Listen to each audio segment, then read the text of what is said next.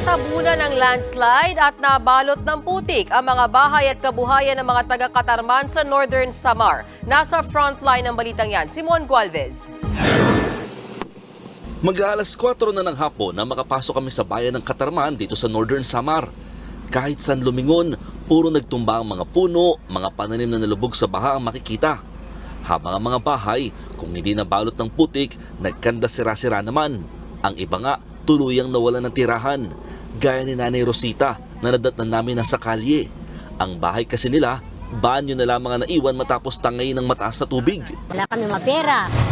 Pagkuha ng bahay namin, andun na naanod na. Puro hanap buhay namin dito, puro lang mga gulay. Ngayon, mga ganyan, wala kami nitatanim, wala kami makuha mga produkto.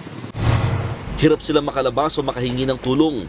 Dahil sa kalapit na bayan, makapal na putik, bato, troso at mahabang pila ng mga sasakyang nagpupumilit makalusot ang bubungad. Nag-iwan ng kaliwat ka ng landslide ang mga pag-ulan kaya naman nag-deploy na rin kagad ng ilang mga backhoe para mapaspasan yung pag-alis ng mga humambalang sa kalsada. Target kasi nila madaanan kahit yung isang lane dahil isa ito sa mga main road patungo sa Katarman kung saan naroon ang kapitolyo ng probinsya. Ang ilan sa mga nakasakay, nilakad na lamang at pinanik ang mga tumabon na lupa. Habang sa ibang lugar, ilang bahay naman ang natabunan. Yung mga galing sa duli, yung mga paninda na natabunan.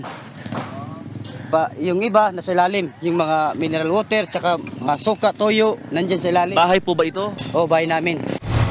Sa tala ng Lope de Vega LGU, nasa mahigit 200 ng partially damaged na mga bahay, habang 7 naman ang hindi na talaga matitirahan dulot ng landslide at matinding baha.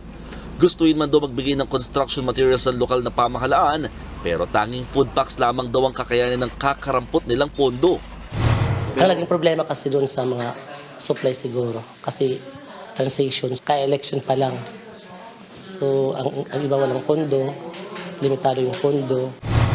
Git ng lokal na pamahalaan, sanay na sila sa mga pagbaha at ilang insidente ng landslide, pero wala raw illegal logging sa kanilang lugar.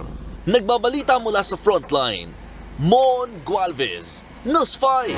Mga kapatid, Lucy Cruz Valdez po, maging maalam at may pakialam sa mga napapanahong balita sa bansa. Tumutok at mag-subscribe sa News 5 social media pages.